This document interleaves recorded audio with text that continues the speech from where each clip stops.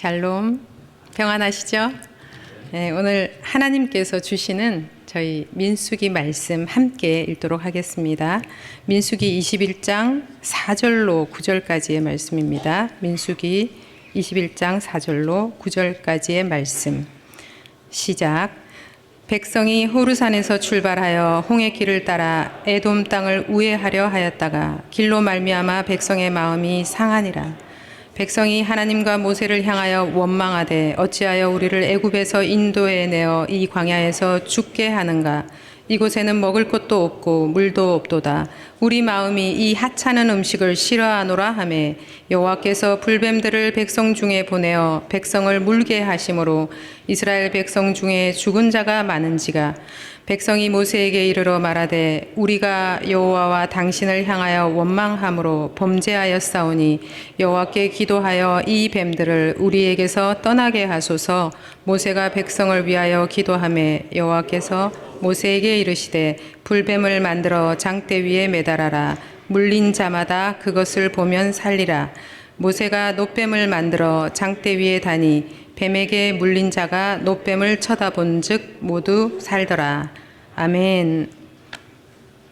어느새 저희들이 토라 모세오경 5권 중에서요 지금 4권째 민수기를 지나가고 있는데요. 어떻게 다 기억나세요? 한번 복습 한번 해볼까요? 자, 창세기는 뭐였죠? 모든 것의 시작이었죠. 그래서 우리는 그것을 출생과 성장이라고 비유했습니다. 출애굽기는요, 시내산에서 언약을 맺었죠. 우리는 그것을 결혼식이라고 얘기했어요. 그러면 레위기는요, 레위기에 흐르는 주제는 거룩이었습니다. 그 거룩을 우리는 결혼 생활을 할 때 필요한 우리가 약속 좀 하자, 지침서를 좀 정하자, 그렇게 표현했습니다. 민수기는요, 민수기는 광야에서 실전하는 거죠. 결혼해서 이제 사는 겁니다. 민수기의 히브리식 이름 기억나세요? 베 미드바르. 미드바르가 광야니까 베 미드바르. 그리고 광야에서였죠. 광야 하면 무엇이 떠오르세요? 광야는 어떤 곳입니까? 성경에서 말하는 광야는요, 하나님의 말씀이 임하는 곳입니다. 굉장히 외롭고 괴롭고 또 아무것도 의지할 것도 없고 의지할 사람도 없는 아주 좀 처절한 상황인데요. 그런데 광야는 하나님의 말씀이 임하는 곳이래요. 세례 요한도, 예수님도, 모세도, 바울도, 다윗도 다 광야에서 하나님과 깊은 교제를 했었죠. 이 민수기는요, 이스라엘 백성 광야 생활 40년 중에서 39년의 이야기를 담고 있습니다. 이스라엘 백성들에게 이 광야에서의 시간은요, 그야말로 뼈아픈 고통의 시간이었어요. 배움의 시간이었어요. 그럼에도 불구하고 전 세계 어떤 민족도 경험해 보지 못한 하나님의 임재를 경험했고 하나님의 은혜와 기적을 경험했던 놀라운 시간들이었죠. 정통 유대인들은요, 3,500년이 지났는데도요, 지금도 한 9월이나 10월 정도 되면 초막절을 지킵니다. 그 절기를 지키는데요, 따뜻하고 좋은 집을 나와서 초막을 짓고 가족들이 살아요. 텐트에서 지내고요. 미국의 어떤 그런 유대계 사람은 항상 이렇게 마당이 있는 집을 렌트를 한다는데 뉴욕에서 얼마나 마당이 있는 집이 비쌉니까? 옥상에 이렇게 있고 할 텐데. 그러니까 그런 얘기를 들으면서 정말 이스라엘 백성들에게 이 광야 40년은 얼마나 특별하고 그냥 뭔가 느낌이 오지 않으세요? 오늘 저희가 민수기를요, 1장부터 25장까지 좀 빠르게 스케치를 할 텐데요. 그 전에 민수기 전체 36장까지 전체를 한번 이렇게 좀 그림을 잡았으면 좋겠어요. 3가지 단어를 기억했으면 좋겠는데요. 시내산, 가데스바네아, 모압. 그래서 시내산에서 가데스바네아까지 그리고 가데스 바네아에서 다시 가데스 바네아까지, 그리고 가데스 바네아에서 모압까지. 1장에서 12장, 13장에서 19장, 20장에서 36장. 끝이에요. 너무 쉽죠? 네, 헬라어 이렇게 마지막 글자인 오메가 같이 이렇게 생겼다. 기억을 해주시면 되겠고요. 이 세 개의 단어 중에서 여러분이 꼭 기억해야 될 단어가 하나 있죠. 이 가운데 있던 가데스 바네아입니다. 인생을 살다 보면 참 결정적인 사건이라는 게 생기죠. 머릿속을 스쳐 지나가는 좀 그 사건처럼 말이에요. 이스라엘 백성들에게 이 가데스 바네아는 결정적인 사건입니다. 결혼하고 또 약속도 다 정하고 결혼 생활을 막 시작했는데 그 결정적인 사건이 터지는 거죠. 바로 10명의 정탐꾼이요, 가나안 땅을 정탐하고 와서 부정 보고하는 사건입니다. 가데스 바네아에서 가나안까지는 한 3일 정도 걸리는 거리였어요. 그리고 하나님께서 그 땅은 젖과 꿀이 흐르는 땅이라고 하시면서 풍요로운 땅이라고 보고 오라고 그랬어요. 그랬는데 하나님이 말씀하시는 말씀은 믿지 않고 내 육신으로 보고 와서 내 느껴지는 대로 부정적인 말을 쏟아놓는 거예요. 뭐라고 했습니까? 이 10명이? 갔더니 내 피립의 후손 알지? 그 안악 자손들, 그 자손들 다 거인이잖아. 우리는 완전 메뚜기. 그걸 듣고 백성들이 어떻게 해요? 울고 불고 안 되겠어. 돌아가자, 애굽으로. 모세 필요 없고 아론 필요 없고 새로 지도자 뽑읍시다. 가나안 땅 안 가겠다는 거예요. 그래서 그렇지 않다고 여호수아하고 갈렙이 막 나서니까 돌로 죽이려고 했죠.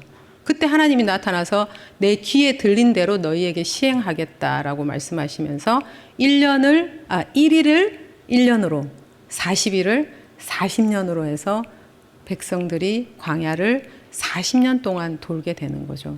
이 가데스 바네아 정탐 사건은요, 그야말로 정말 원망을 쏟아내고 부정적인 말을 한 이 이스라엘 백성들에게 하나님께서 정말 혹독한 훈련의 시간을 허락하시는 그런 장면입니다. 저희 1장부터 이제 빠르게 시작해 보도록 하겠습니다. 민수기 1장은요, 20세 이상의 싸움에 나갈 자를 계수합니다. 그냥 싸움에 나갈 자만이 아니고 장정이라고 돼 있죠. 저희가 아까 민수기는 베 미드바르라고 히브리식 이름을 배웠는데요. 여러분 영어로 보면은 numbers라고 돼 있죠. 숫자. 민수기에는 숫자를 세는 게 되게 많이 나오잖아요. 근데 특별히 인구의 수를 세는 게 2번이 나오는데요. 하나는 1장에서, 하나는 26장에서 나옵니다. 2번 인구를 조사하는데요. 1장에서는 1세대, 26장에서는 2세대라고 보시면 됩니다. 1세대는 몇 명이었죠? 약 60만 명 정도 세워졌어요. 2세대는요? 2세대도 약 60만 명이에요. 그럼 그 사이에 38년 동안 뭐 많이 죽고 그러던데? 네. 그런데 여전히 60만 명 정도를 하나님께서는 2세대를 통해서 앞으로 가나안 땅을 정복하게끔 그렇게 준비하고 있었던 거죠.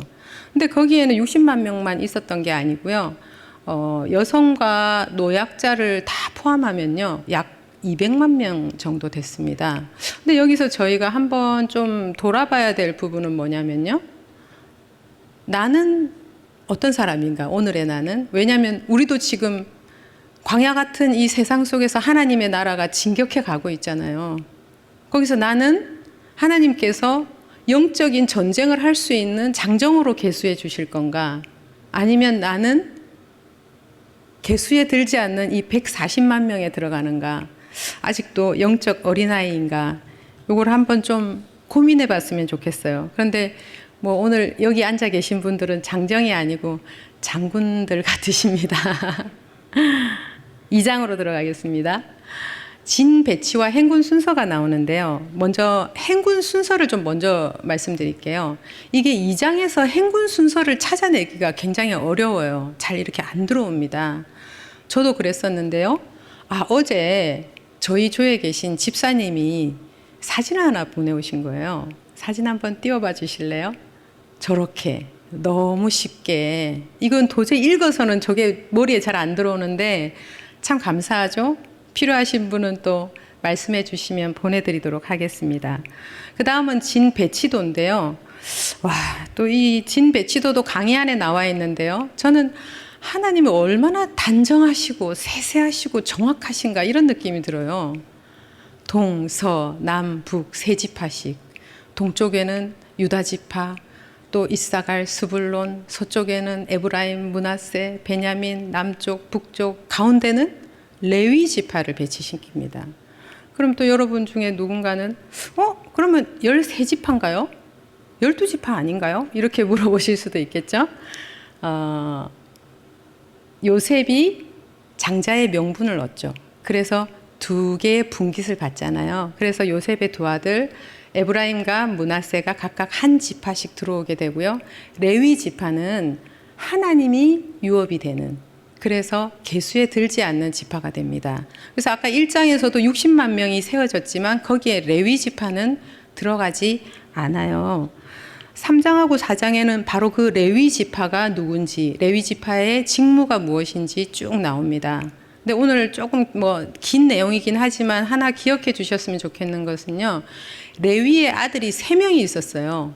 고핫과 므라리 그리고 게르손인데요.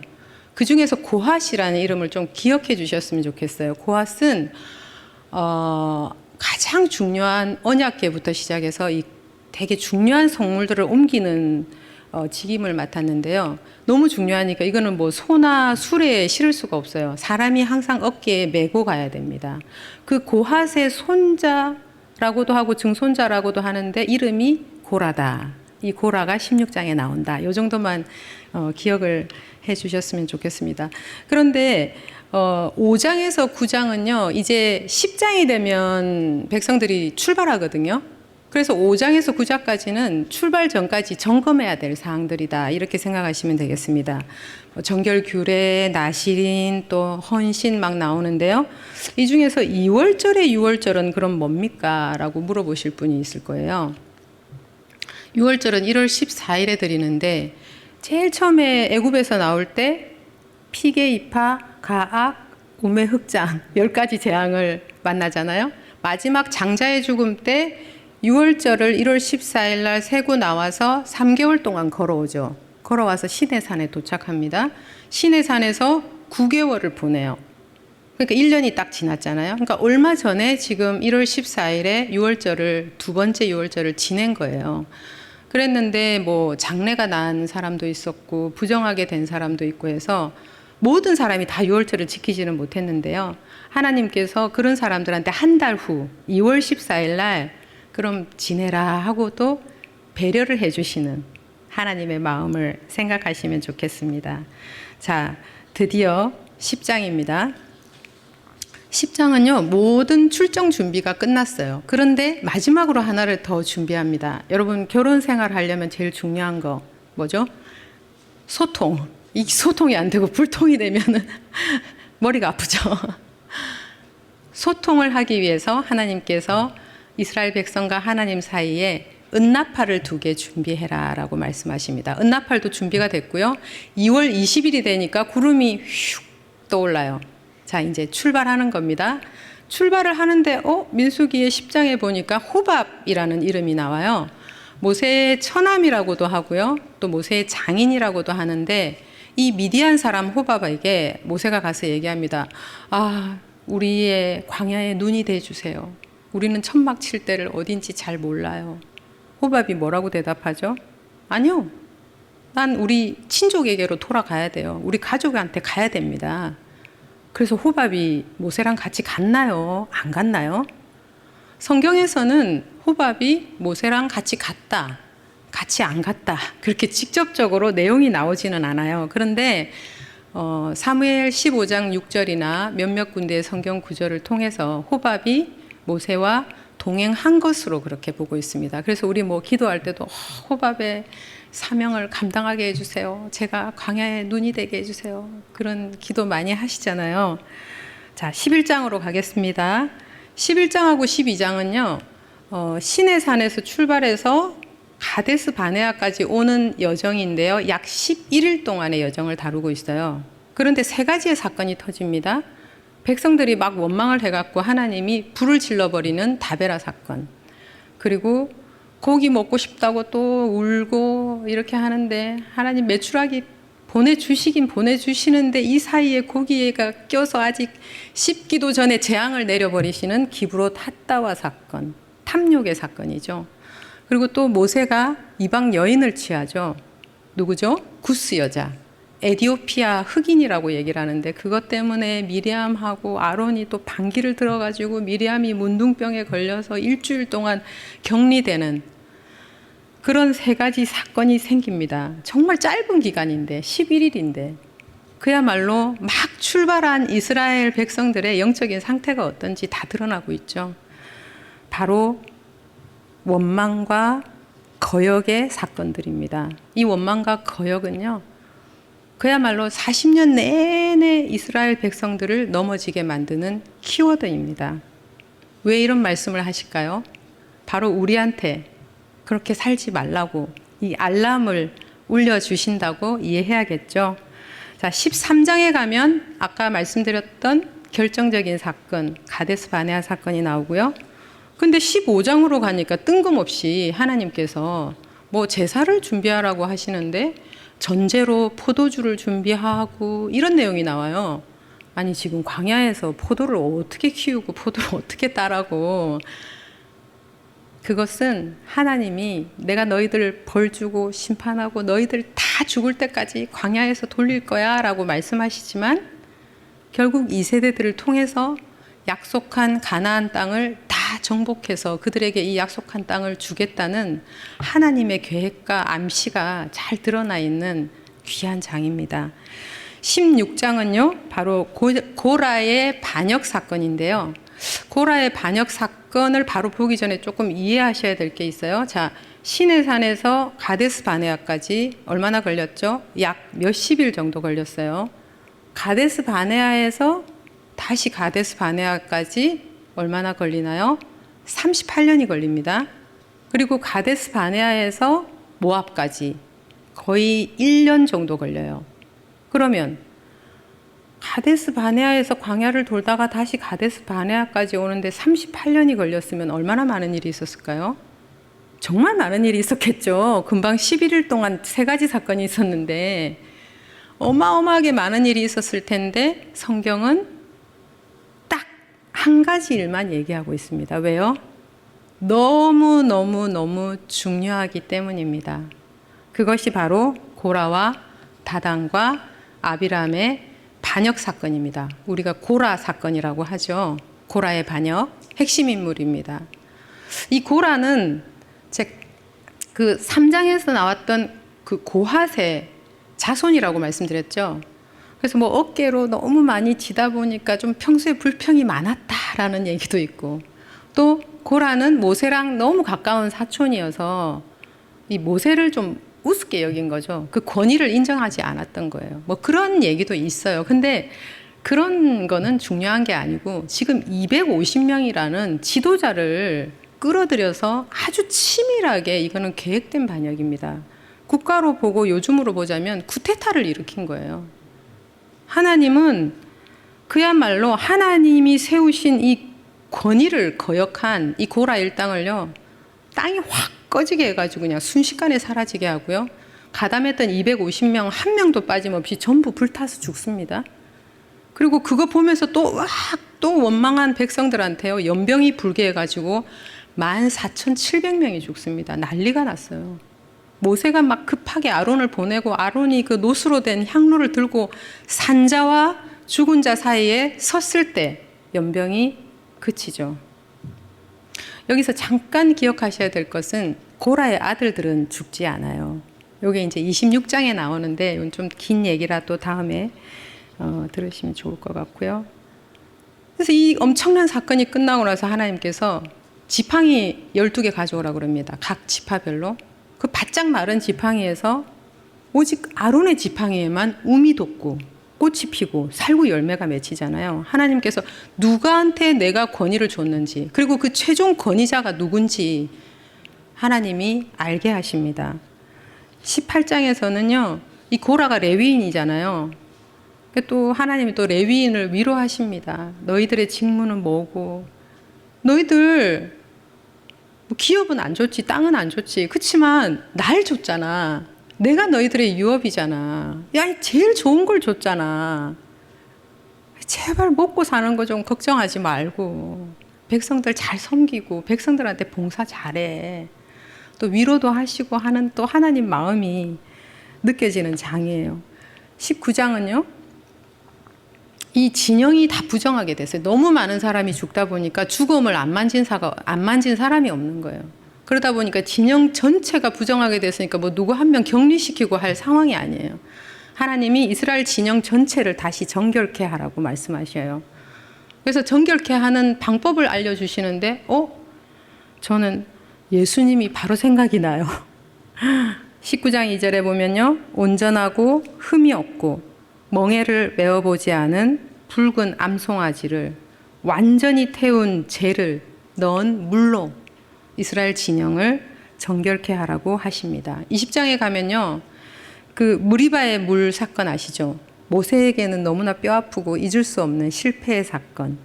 하나님께서 물을 주라고 했는데 반석을 2번 쳐가지고 모세와 아론은 가나안 땅에 못 들어가게 되죠. 이 20장에서 미리암도 죽고요, 아론도 호르산에서 죽게 됩니다. 21장에 가면요, 갑자기 호르마라는 곳에서 가나안과의 첫 번째 전쟁이 일어나요. 근데 하나님께서 승리를 주십니다. 승리를 주셨는데 조금 있다가 또 원망하고 불평하는 불뱀 사건이 일어나고요. 그렇게 해서 쭉 가서 21장에서 모압 평지에 도착합니다. 아까 중요하다고 했던 시내산, 가데스바네아, 모압. 이 모압 평지에 도착하고요. 22장에서 25장까지는 바로 그 모압 평지에서 일어났던 이야기입니다. 이제 모압에 이스라엘 백성이 들어가니까 이 모압 땅에 있던 모압 왕이, 그 이름이 발락이었죠. 이스라엘 위험한데? 안 되겠다. 거짓 선지자 발람을 부르죠. 그래서 저 이스라엘 좀 저주해줘라고 부탁했는데, 발람이 아무리 저주를 하고 싶어도 하나님이 축복을 입에다 넣어주시는 거죠. 그래서 1번, 2번, 3번, 4번씩이나 축복을 하게 되고요. 마지막 4번째는 또 메시아의 오심을 예언하기도 합니다. 그랬는데 바로 또 25장에 그 고스비 여인 사건으로 연결이 되면서 이스라엘 지도자들이 음행을 하게 되고 우상을 숭배하게 되는 그런 일로 넘어지는 사건이 됩니다. 자, 저희들이 25장까지 빠르게 좀 스케치처럼 지나왔는데요. 이건 다 더 메시지 강의 안에 아주 자세하게 다 제가 말씀드린 것보다 더 자세하게 나와 있어요. 오늘 읽었던 21장 본문을 통해서 뭘 말씀드리고 싶으냐면요, 우리는 이 광야 같은 세상을 지나가면서 우리에게 가장 큰 적이 되는 게 무엇인가, 이걸 좀 한번 생각해 봤으면 좋겠어요. 제가 얼마 전에 내셔널 지오그래픽에서 만든 어떤 영상을 봤는데요, 도미노가 이렇게 쓰러지는 거예요. 우리 보통 도미노라고 하면은 이렇게 같은 사이즈가 쭉 이렇게 넘어가는 걸 보통 많이 보는데, 그 영상에서는 도미노가 점점 커지는 거예요. 그래서 제일 앞에는 그 여자들 립스틱보다 더 작은 게 세워져 있었는데요, 20번째는 자동차를 한 대 세워놨더라고요. 근데 저게 넘어갈까 했는데 자동차가 딱 넘어가는 거예요. 이게 이 힘을 받는 게 100배도 아니고요, 1000배도 아니고요, 4500배의 힘을 받는데요, 20번째까지 가면. 그걸 보면서 저는 이 부정적인 거, 좋지 않은 것이 자꾸 힘을 받으면 그 결과가 너무 끔찍할 수 있겠다 하는 그런 약간 섬찟한 느낌도 받았는데요.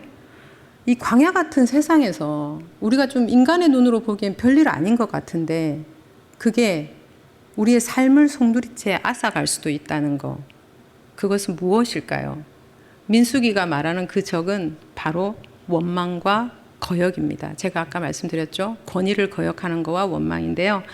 오늘 그 중에서 21장 아까 본문 말씀을 통해서 원망에 대해서 조금 나누어 보고자 합니다. 이 성경 전체에서는요, 원망이라는 단어가 37번이 나옵니다. 민수기에는 몇 번이 나올까요? 다른 책들, 출애굽기를 제외한 다른 책들에서는 한 번 아니면 두 번, 아니면 거의 안 나오는데요. 민수기에서는 11번이 나와요. 이게 바로 이스라엘 백성들의 고질적인 죄였다는 거죠. 여러분, 원망이 뭡니까? 내가 지금 불행한 게 상대방 탓이라는 거죠. 하나님 탓이라는 거죠. 이 원망이라는 말은 감사하고는 아예 정반대되는 말이라고 보면 돼요.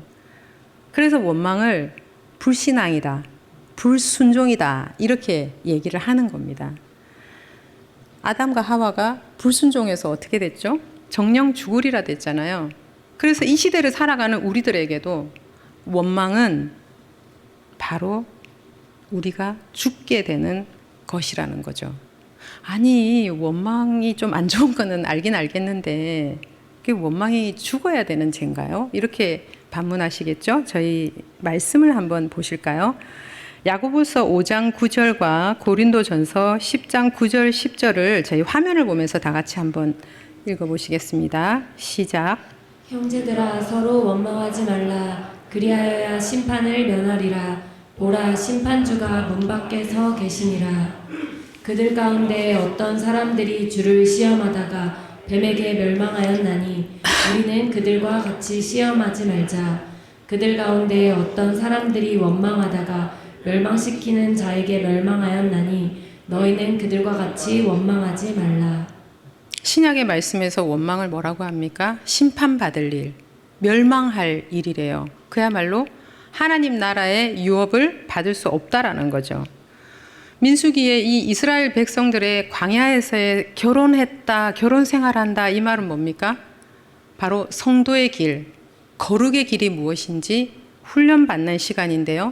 거기에 함정이 하나 있었던 거죠. 그 함정의 이름이 바로 원망입니다. 오늘 우리가 살펴보는 21장의 그 원망 이야기는요, 민수기에 나오는 마지막 원망 이야기입니다. 자초지종은 이래요. 백성들이 가나안 쪽으로 가고 있었는데 이 에돔 지역을 지나가면 길이 좀 좋은 거예요. 그래서 에돔 왕에게 좀 지나가자고 부탁을 했더니 에돔 왕이 절대 안 된대요. 에돔은 에서의 자손이죠. 그래서 할 수 없이 이렇게 우회해서 갈 수밖에 없었는데 그 길은 굉장히 험하고 거친 길이었어요. 그래서 백성들이 길로 말미암아 마음이 상했대요. 여러분, 마음이 상할 일이 얼마나 많습니까? 좀 안 좋은 말 한마디 들어도 마음 상하고 또 오해받고 이러면 너무 마음 상하죠. 심지어는 좋은 일로 이렇게 우리가 뭔가 선행을 했는데도 그게 비난거리가 돼서 돌아올 때가 있어요. 너무 마음이 상하죠. 훈련 많이 받은 사람은 마음이 안 상합니까? 다 감정도 있고 그렇지만 그 감정대로 살지는 않죠. 그 다음 스텝으로 나가고 안 나가고는 우리가 결정할 수 있는 거고요. 우리의 말과 우리의 태도가 우리가 누구인지 항상 보여줍니다. 근데 그 상한 마음을 지키지 못하고 원망이라는 어둠의 도구를 사용했을 때 그 칼날은 다시 돌아와서 나와 내 가족을 베어버리는 것이죠. 또한 원망은요, 영적인 유출병이라고 합니다. 유출병은 전염되잖아요. 같이 만진 자, 같이 있는 사람한테 전염되잖아요. 민수기 5장 2절에 보면요, 문둥병자와 유출병자를 진영에 두지 말고 격리시키래요. 왜요? 이 영적으로 아예 감각이 없어서 이게 뭐가 어떻게 되는지를 모르는 문둥병도 위험하고요. 이 유출병은 계속 전염이 일어나서 그 공동체가 다 같이 그렇게 악을 쏟아놓게 되는 것이죠. 바로 전염병입니다. 전염병. 그래서 하나님께서 이 마음이 상하는 일로 원망을 해버린 이 백성들에게요, 준엄한 벌을 내리십니다. 세상에 어떻게 내려요? 사람을 다 죽여버리시는 거죠. 광야에 있는 불뱀을 다 불러가지고 물게 하십니다. 난리가 났어요. 가족도 죽고 친척들도 죽고 아비규환이 됐어요. 그 당시에 광야에 있던 그 불뱀한테 물리면 굉장히 고열이 나고 피부가 새카맣게 타들어간대요. 그리고 굉장히 고통이 심하고 빠른 시간 안에 사망에 이르게 되는 치명적인 상태가 되는데요. 이게 급하니까 이제 백성들이 막 얘기하는 거예요. 잘못했어요. 모세요. 우리가 모세한테 원망했고요. 모세요, 우리가 하나님께도 원망했어요. 제발 하나님께 말씀 좀 드려주세요. 모세가 기도합니다, 하나님께. 근데 이 사건은 약간 좀 다른 게, 지금까지는 모세랑 아론한테 계속 원망을 했는데 이번 사건은요, 그냥 하나님께 대고 바로 원망을 한 그런 큰 사건이었거든요. 그 시저의 이야기는 되게 유명한데, 시저가 너무 기분이 좋아가지고 잔치를 크게 베풀었어요. 갑자기 소낙비가 내리는 거예요. 너무 화가 나가지고 시저가 병사들을 다 불러가지고 하늘로 끝없이 화살을 쏘라고 합니다. 그때 많은 사상자가 나죠. 우리들이 하는 작은 원망은요, 그냥 삥 돌아서 결국 우리 자신 그리고 우리 가족에게 돌아와서 우리를 죽이게 됩니다. 자, 하나님께서는 그때 어떻게 하세요? 조처를 해주시죠. 뱀을 장대 위에 달아라. 그랬더니 모세가 막 급하게 놋으로 뱀을 만들어서 장대 위에 달았는데 그것을 본 자는 다 살더라 라고 얘기를 합니다. 놋은 주석인데요, 주석은 심판을 의미합니다. 그 놋이 뱀을 죽이는 거죠. 놋이 죄를 죽이는 겁니다. 놋이 원망을 죽이는 거죠. 백성들이 근데 놋뱀을 쳐다보고 싶었을까요? 이 사람들은 원래 창세기 때부터 뱀이라고 하면 너무 싫어하는데, 그리고 고대 근동에서는 원래 뱀에 물리면 무슨 약초 같은 걸로 고약을 만들었었는데, 그렇게 하라고 그러면 좀 하겠는데 뱀을 쳐다보라고 하니까 너무 기가 찼던 거죠. 그런데 본 자는 다 살더라라고 합니다. 여러분, 성경 전체의 이야기는 무슨 이야기인가요? 죽는 자가 사는 자가 되는 얘기죠. 바로 구원의 이야기입니다. 여러분, 성경 66권 중에서요, 만약에 딱 한 권을 뽑으라고 하면 어떤 책을 뽑으시겠어요? 많은 신학자들은 로마서를 뽑는데요. 그러면 딱 한 개의 장을 뽑는다면요, 어떤 믿음의 선배는 자기가 무인도에 가서 평생 살아야 되는데 성경의 한 장을 들고 간다면 로마서 8장을 들고 가겠다라고 하는 얘기도 들어봤어요. 이렇게 로마서와 로마서 8장은 성경 안에서 다이아몬드 반지에 비유되죠. 그렇다면 여러분, 이 절이 3만 개가 넘게 있어요, 성경 안에. 근데 딱 한 개의 절을 뽑으라면 여러분은 어떤 절을 뽑으시겠어요? 다 뭐 각자 받으신 말씀이 다 다르니까 그렇겠지만, 뭐 유명한 절이라고 하면 요한복음 3장 16절을 뽑으시겠죠. 하나님이 이처럼 세상을 사랑하사 독생자를 주셨으니 이는 저를 믿는 자마다 멸망치 않고 영생을 얻게 하려 하심이라. 너무나 유명한 구절입니다. 그러면 이 3장 16절 앞에 무슨 내용이 나왔는지 혹시 기억나세요? 요한복음 3장에 바로 밤에 예수님을 찾아왔던 니코데모 이야기입니다. 그가 찾아왔을 때 예수님께서 뭐라고 하십니까? 네가 거듭나야 하리라. 에? 어떻게 해요? 모태에 2번째 들어갔다 나와야 됩니까? 예수님이 들어갔다 나와 이렇게 하십니까? 뭐라고 대답하세요? 기억나세요? 예수님께서는 그렇게 묻는 니코데모에게 거듭날 수 있는 방법을 가르쳐 주세요. 구원의 구체적인 방식을 말씀해 주십니다. 그것이 바로 오늘의 놋뱀 이야기인 것입니다. 저희들 말씀을 함께 읽어보겠습니다. 요한복음 3장 14절과 15절을 읽겠습니다. 시작. 모세가 광야에서 뱀을 든 것 같이 인자도 들려야 하리니 이는 그를 믿는 자마다 영생을 얻게 하려 하심이니라. 모세가 놋뱀을 든 것 같이 인자가 들려야 한다. 그래야 거듭날 수 있대요. 들려야 한다. 여기서 이 들린다라는 헬라어의 원어는 휩소라고 하는데요. 이게 특이한 것은 뭐 단어를 기억하실 필요는 없고요. 이 단어가 2개의 아주 상반된 뜻을 포함하고 있대요. 그 단어를 연구해 보니까 그것은 하나는 교수형에 처해진다라는 심판의 의미가 있고요. 하나는 영광 속에서 높이 들려진다라는 2가지의 의미가 있대요. 바로 죽는 것이 영광이 된다, 이런 뜻이죠. 예수님은 우리의 모든 과거와 현재와 미래의 죄를 지고 갔는데 아예 죄 덩어리가 되셔서 교수형에 처하셨죠. 근데 그것이 어떻게 됐습니까? 인류 전체를 구원하는 구원의 소식이 됐고 가장 영광스러운 사건이 된 거죠. 구원이 어떻게 옵니까? 십자가를 바라볼 때, 예수님 믿을 때 구원이 오는 거죠. 바로 십자가는 사망과 생명이 동시에 일어나는 곳입니다. 민수기의 이 노뱀은요, 바로 십자가의 모형이었던 거예요. 원망과 거역으로 끊임없이 실패하는 우리들을 포기하지 않으시고 끝까지 책임지시고 사랑하시는 하나님의 사랑의 절정, 그것이 바로 노뱀 이야기입니다. 노뱀을 바라볼 때 우리는 어떠한 절망이든 좌절이든 상실이든 다시 시작할 수 있습니다. 내가 도저히 해결할 수 없을 것 같은 문제라 할지라도 우리가 십자가 앞으로 나올 때 하나님께서는 새로운 삶을 열어주시고 새 힘을 주십니다. 오늘 이 들려진다, 이 얘기를 통해서 하나님께서 우리에게 또 말씀하고 싶은 것은요, 예수님이 그렇게 교수형을 당하셔서 영광스럽게 되는 것처럼 저희들도 하나님께서 영광스럽게 되기를 원하고 계셔요. 그럼 저희들도 교수형을 당해야 됩니까? 네. 우리들의 그 정말 아닌 것 같은데 나나 하는 그 이기심 있잖아요. 나는, 내가, 나한테, 나밖에 모르는 이 중심성.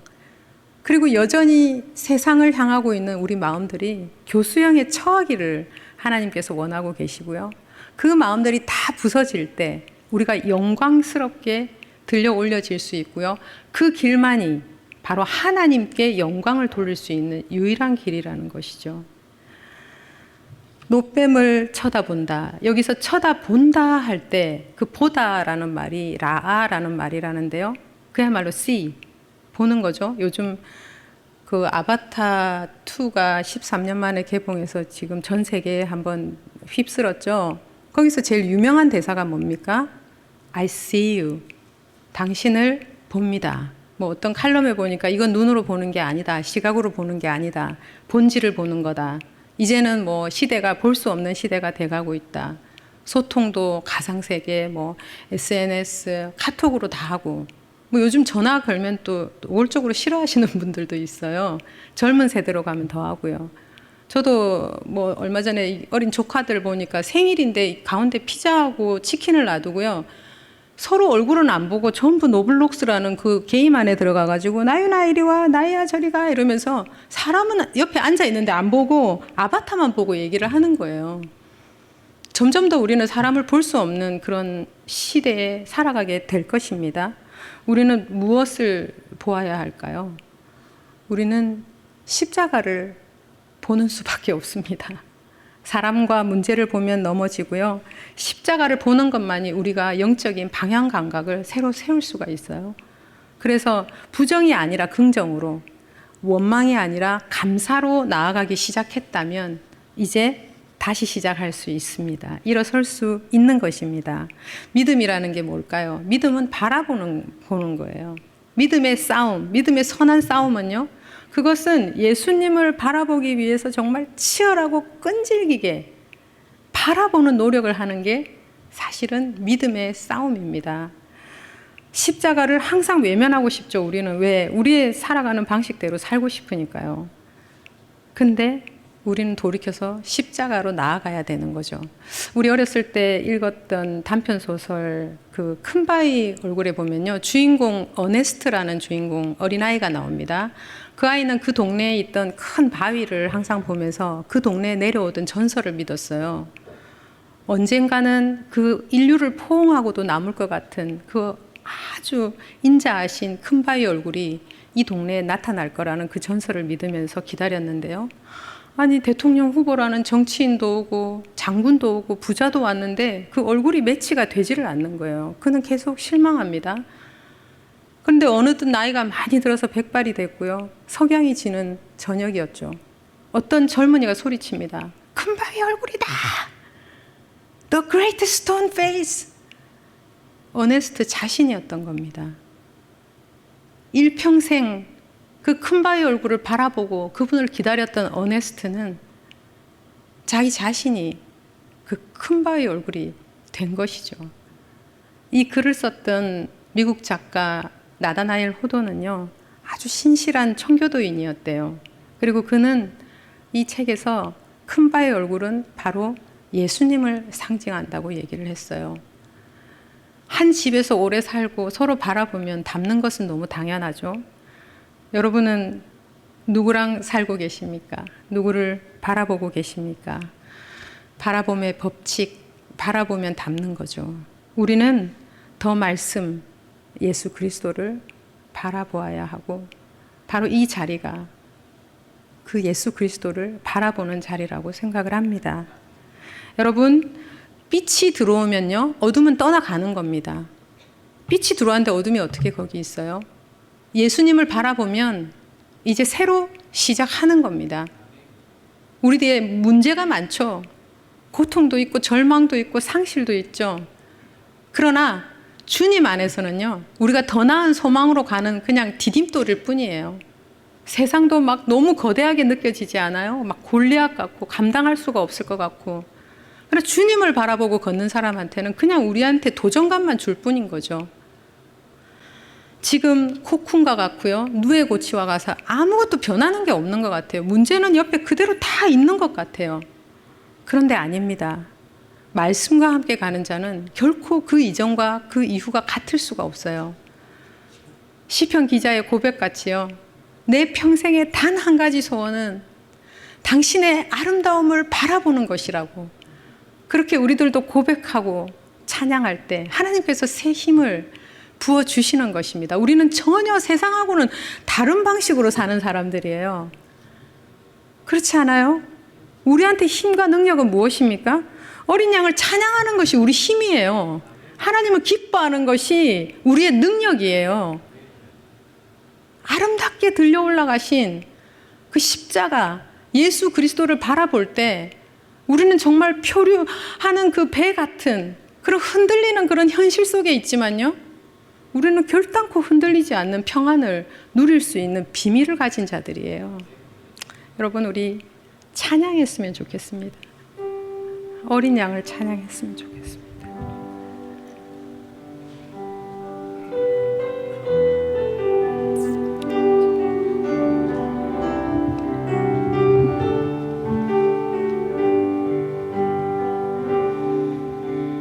내 모든 것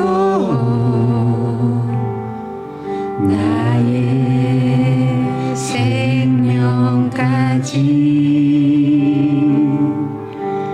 다 주님 앞에 주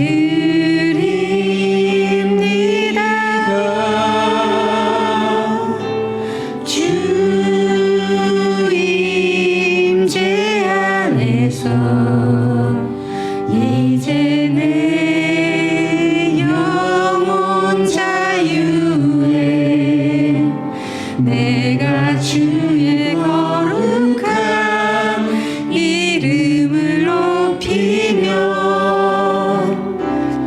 예배하리.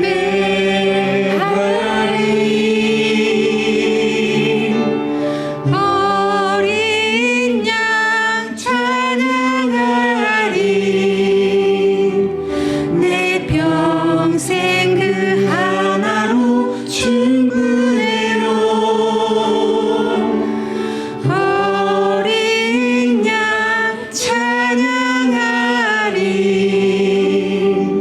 내가 주의 임재 안에서 내 모든 것 나의 생명까지 다 주님 앞에 드립니다.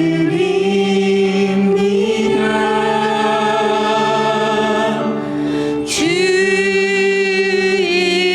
임재 안에서 이제 내 영혼 자유에 내가 주의 거룩한 이름을 높이며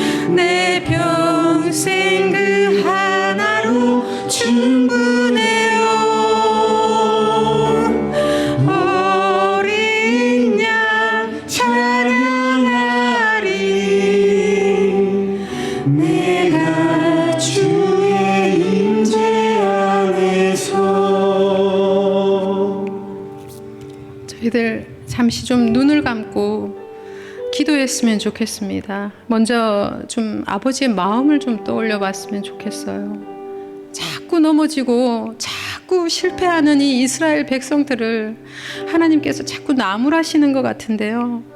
아니요. 민수기의 말씀 구석구석에 있는 하나님의 마음 보셨죠? 그 보석같이 빛나는 하나님 마음요. 왜 우리에게 이렇게 자꾸 광야로 내모시는지, 왜 이렇게 훈련을 오랫동안 시키시는지, 하나님께서는 우리가 장성한 분량으로 자라가기를 원하고 계십니다. 하나님의 사랑입니다. 그리고 하나 더요. 우리들 자신을 좀 돌아보면서 위로했으면 좋겠어요. 우리의 삶에도 가데스 바네아의 실패 같은, 노뱀 같은 그 실패가 있었다면요, 괜찮다고 좀 말씀해 주셨으면 좋겠어요. 스스로에게. 죽은 자를 살리시는 하나님이 계시잖아요. 끝까지 포기하지 않으시는 그분이 우리를 사랑하시잖아요. 십자가 앞으로 나아가십시다. 하나님께 기도하시죠. 아버지 하나님 감사합니다. 하나님 광야로 내보내시고 훈련시키신 하나님께 찬양하고 감사합니다. 하나님 이제 더 자라가기를 원합니다. 머물러 있지 아니하고 하나님 사람 낚는 업으로 추수하는 일꾼으로 우리를 부르시고 더 높은 부르심으로 인도해 가시는 주님을 찬양합니다. 하나님 죽은 자에서 산 자로 끝나지 아니하고 주님의 사명을 감당하는 자들이 되게 하여 주시옵소서. 마른 뼈와 같이 그런 자들이라 할지라도 일어나 하나님의 군대가 되게 하여 주십시오. 가데스 바네아 하나님 그 실패가 우리에게 디딤돌이 되고 이제 더 나은 삶으로 하나님과 함께 날아오를 수 있도록 하나님 인도하여 주시옵소서. 그렇게 하실 주님을 찬양합니다. 하나님 붙들어 주시옵소서. 주님을 찬양합니다. 주님 붙들어 주시옵소서. 아버지 주님 감사합니다. 우리가 주목하는 것은 보이는 것이 아니요 보이지 않는 것이니 보이는 것은 잠깐이요 보이지 않는 것은 영원함이라. 만물의 주인 되신 하나님 아버지 감사합니다. 이 거친 광야에서 우리들도 원망과 거역으로 넘어지고 죽을 수밖에 없는데 오늘도 우리에게 노뱀을 쳐다보라 말씀하십니다. 하나님 가장 아름답게 들려 올라가신 그 십자가, 그 앞으로 나아갈 때 우리 안에 있는 모든 실패들, 질병들, 두려움들 예수 그리스도의 이름으로 떠나갔음을 선포합니다. 하나님 이제 흔들리고 흐느적거리는 나 자신에게 집중하지 아니하고 오직 십자가 한 분을, 예수 그리스도 한 분을 바라보기로 결단합니다. 결단하는 우리들에게 독수리의 날개치며 올라감 같은 새 힘을 부어주십시오. 지극히 높은 평강의 길로 인도하여 주시옵소서.